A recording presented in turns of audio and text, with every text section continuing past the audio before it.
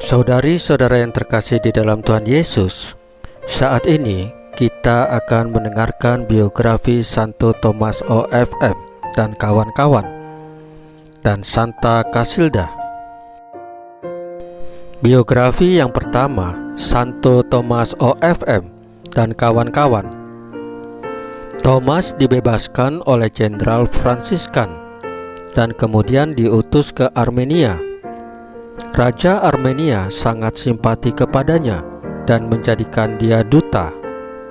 Suatu ketika, ia bersama dengan imam-imam Fransiskan lain, yaitu Yakobus, Petrus, Demetrius, diutus ke Tiongkok. Namun, kapal mereka kandas di Pulau Salsalete dekat Bombay.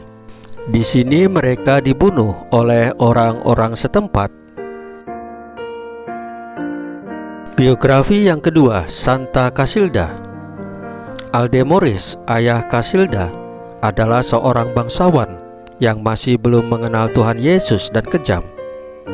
Ia juga dikenal sebagai penganiaya orang-orang Katolik. Casilda sendiri menyaksikan tindakan-tindakan ayahnya.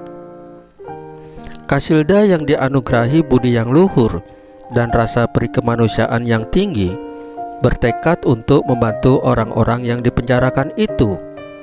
Ia seringkali mengantar makanan untuk para tahanan di penjara.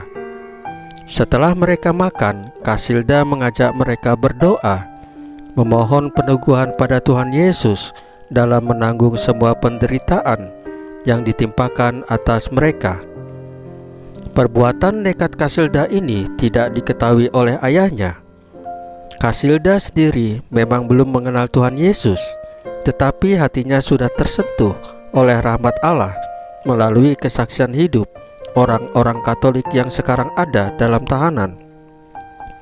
Ia kagum dan tertegun menyaksikan ketabahan orang Katolik dalam penderitaan mereka serta kesetiaan mereka pada iman mereka akan Yesus Kristus.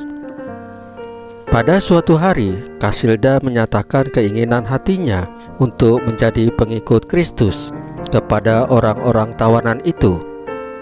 Namun karena takut kepada ayahnya yang kejam, orang-orang tersebut tidak segera mengabulkan permintaannya. Mereka menganjurkan agar ia meminta izin terlebih dahulu kepada ayahnya, agar ia sendiri tidak disiksa. Casilda akhirnya menyatakan keinginannya itu kepada ayahnya. Sayangnya, ayahnya menolak dengan tegas keinginan dan harapan Casilda itu. Namun penolakan ayahnya tidak mengendurkan semangat Casilda untuk menjadi pengikut Kristus.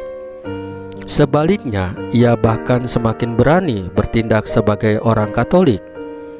Ia rajin berdoa kepada Kristus untuk diri sendiri dan ayahnya. Akhirnya, atas berkat rahmat Allah, ayahnya mengizinkan dia untuk menjadi Katolik. Karena resu ini, Casilda dipermandikan. Ayahnya mendirikan sebuah rumah kecil untuk Casilda di kota Burgos sebagai tempat berdoa. Di rumah itu pun terjadi banyak mujizat karena doa-doanya. Ia banyak menolong orang-orang yang menderita dan rajin berdoa bagi pertobatan orang-orang yang belum mengenal Tuhan Yesus. Casilda wafat pada tahun 107. Saudari-saudara yang terkasih di dalam Tuhan Yesus, firman Tuhan Yesus hari ini adalah, bukan yang masuk ke dalam mulut yang menajiskan orang, melainkan yang keluar dari mulut, itulah yang menajiskan orang.